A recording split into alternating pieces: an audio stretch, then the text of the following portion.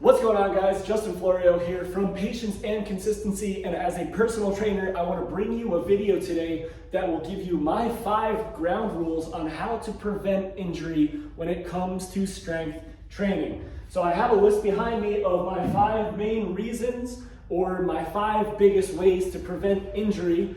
With number 1, what I want to start with is the most important, and it's that you're probably not doing something biomechanically correct for you. Meaning you're doing a movement and you feel joint discomfort or just discomfort in the body, and you're not able to actually feel the correct muscles working. Let me give you a good example. Bench press. Maybe you go to the gym with your buddy and they're bench pressing and they feel pretty good. They're getting good chest results from it. They're growing their triceps and their chest, and they don't really have a lot of discomfort while doing the movement. But when you hop on there, as soon as you get it up there and you start to bend at your elbows, you get this crazy flare up in your elbows, your shoulders are achy and painful. So maybe barbell bench press isn't the right movement for you. And most of the time, people just try to grind through it, but eventually that's going to create an injury. So my biggest with number 1 is just changing up the movement. Try dumbbells. This is the greatness of exercise. You can do dumbbells, dumbbell bench press. You can try to change the incline. Maybe you do incline, maybe you do flat. Maybe you do it on the floor to limit the range of motion. If that doesn't feel right, you could try to maybe do some kind of a push-up or a dip. Those probably won't feel the best on your elbows either if the elbow is the triggering issue. But for like I said, everybody is so drastically different, and everybody is going to be required to do different movements within a program. So the next time you go to the gym, if you do something and it hurts, lessen the load on whatever piece of equipment it is. And if you can't do it with just the absolute bare minimum weight, it's not the right movement for you. And I want you to try to just experiment and try a new movement. Number 2 is overloading too much on like smaller muscle groups or going too heavy without good form. And what I mean by this is, let's take a lateral raise as an example. This is a small muscle group that you're working with the lateral raises. Maybe 15 pounds, 20 pounds, and you'll get a good pump and a good feeling.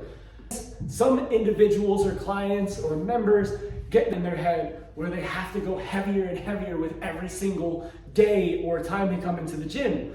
And I try to stress this to a lot of my clients and members that come to my classes and training studio.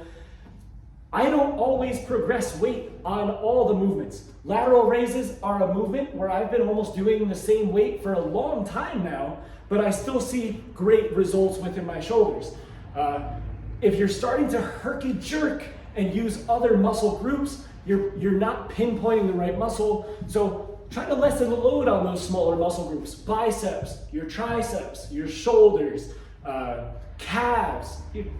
I get it, guys. You want to grow your calves, but there's only so many times you can do the same movement over and over and over without getting different results. Insanity. Try something different for your calves. Jump rope. Walk around on your calves more. Sprint more. Try different movements that will help grow your calves. Just stop putting a lot of wear and tear on those smaller muscle groups that don't require a lot of load in order to get good results. Number 3 would be avoiding new exercises or new exercise programs, especially if you're a beginner. And what I mean by this is, if you've never exercised before, and I come from this background, I'm just giving you a fair warning. If you've never exercised before, it is somewhat dangerous to go into a location. I'm not bashing these locations because they have their time and their place, but a gym like Orange Theory or CrossFit.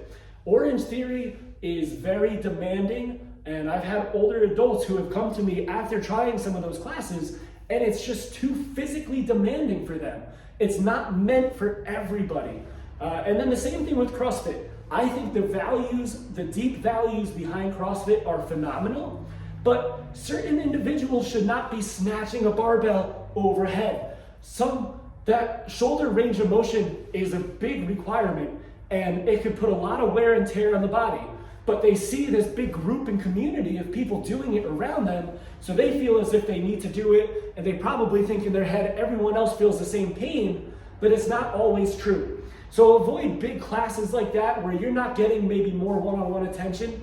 And if you do continuously go to classes and classes and classes and you're getting hurt, maybe try to look for maybe a one-on-one trainer or a smaller group class, so this way you get a little bit more attention from the instructor. And then even with exercises, to give you a little example, maybe something like a devil's press, which does stem from the CrossFit community. It's a phenomenal exercise if the person can do it. But what it is you're taking 2 dumbbells and you're going down to the ground, you're essentially doing a burpee, and then you jump yourself up and you take the weights and bring it all the way overhead. That is a demanding exercise for someone who's never done it before. Ball slams, box jumps, things like that. I'll give you a quick story. When I used to work at my old gym, there was this trainer, and it was at the tail end of our day, and there was this old gentleman. All the man wanted to do was work on balance. This trainer always thought that it would be important to push the clients down to the point where they felt like they were getting beat up. So he made this poor man do ball slams and sled pushes. Sled pushes could probably help balance with older adults because it will strengthen the lower body, but it was just too much, too intense. The poor man almost had a heart attack. So just try to avoid new exercises and new fads because they're not always going to be good. For the movements that have been around for decades for a reason. Number 4 is progressing too fast. I go over this in a lot of my videos because I hear it so often when a new client comes in. Maybe they were a high school or a collegiate athlete, and they come in and we start going over the main compound movements, and after a week they're like, hey, I want to progress. Or maybe you're going to the gym by yourself, or maybe you're going to a CrossFit community type class and you start to do it, but you want to progress. You want to get back to those numbers that you were doing back in high school and college, but that's not realistic right now, especially, that was possibly 10 years ago. Now maybe you have a kid, a career, a house. There's all this external stress that's going on in your life, as opposed to when you were a college or a high school athlete where you could recover more. You could take naps in the day, and your body was younger and could recover faster, so that this way you could progress faster. But right now, in the time and place that you're at, focus on just feeling good throughout the movements. Think about moving the weight more confidently over time, because that will make you stronger and it'll help prevent injury over time. And then number 5, super simple: sleep, stretch, mobility. It equals recovery. Recovery is so important. Going to the gym 7 days a week because you want to try to change something that happened over the last 3 to 5 years. And I'm talking about weight loss. Say you've gained 20, 30 pounds over the last 3 to 5 years, and you expect that to change overnight or over the week or over a month course. It's not realistic, so don't burn your body down. Don't beat up on your body. It's not your body's fault. It's an accumulative result of yourself, your body, and other habits. So just make sure that you're getting the right amount of rest and you're allowing your body to recover, and you're still stretching at your house. I'm always doing stretches, especially when I'm out.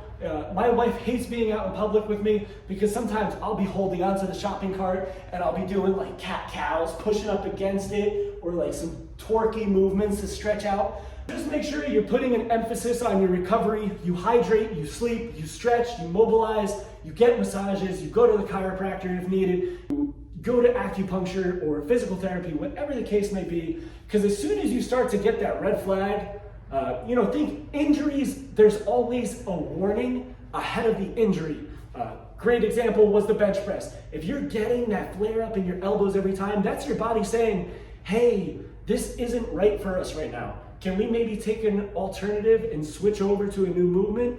And then maybe in a few weeks, if you're doing a 4 to 6 week block of training, after you're done with this 4 to 6 weeks, if we find a movement that feels good, we can go back to the barbell and give it a try. But if it doesn't feel good, then the barbell just might not be right. Maybe you need to grab a football bar and do like a neutral grip bench press going forward.